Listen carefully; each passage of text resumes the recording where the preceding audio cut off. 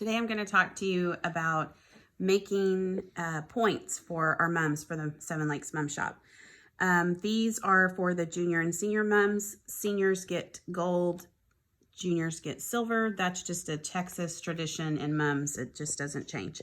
The thing about this type of ribbon is it's not exactly the width that we need it.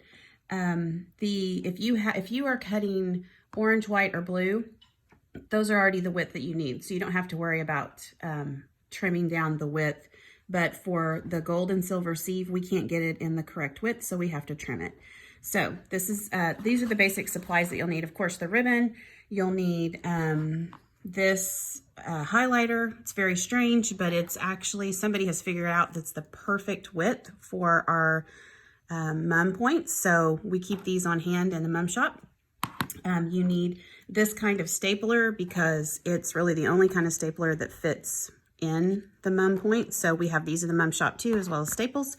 You need just a little pair of scissors, a scraper to fold them, which I'll show you that in a minute. And then you need a trimmer.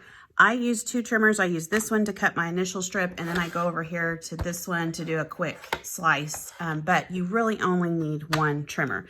And then we'll send you home with a couple of apple boxes to put the points in. So let's get started and show you how this works.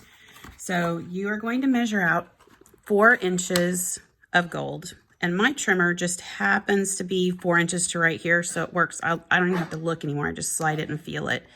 And then you make a 4-inch strip. I make a bunch of these, and like I cut the whole bolt of these, and then I cut them again over here to 2.5 inches.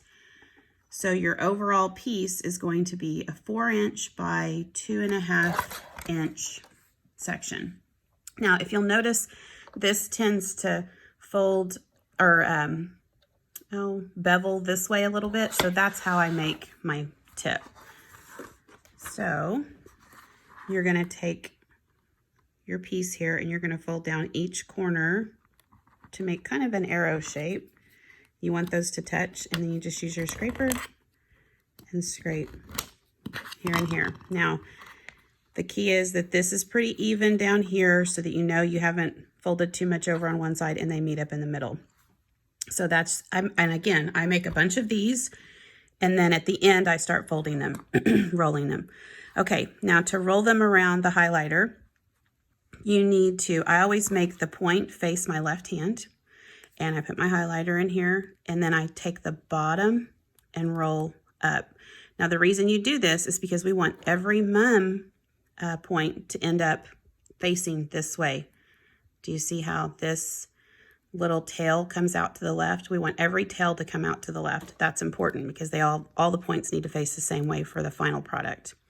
So you just roll around your highlighter and just kind of, this can get a little bunched up and can get a little loose. So you want to make sure it stays pretty tight because this is exactly the width that we need. Now you have a V here. You're going to push your highlighter out just a little bit because you need to make room for your staple. You want to line your staple up with your V. So that's where you want to place your first staple. It's about 1/4 inch in. And then I go ahead and I push it up a little bit more, and I do one more staple because these little holes, the staples sometimes slide, and when we go in the box to open them, they've come apart. So I do 2 staples on this type of point. On the other points, we only do 1 because they hold pretty well. Then you're left with this little tail. Well, all you need to do there is take your scissors and cut it off. Now, you don't need to flatten these down. I'm just going to show you what the final product's going to look like when we put it on the mum. When they are flat, your V here matches your point here. So it's a straight line.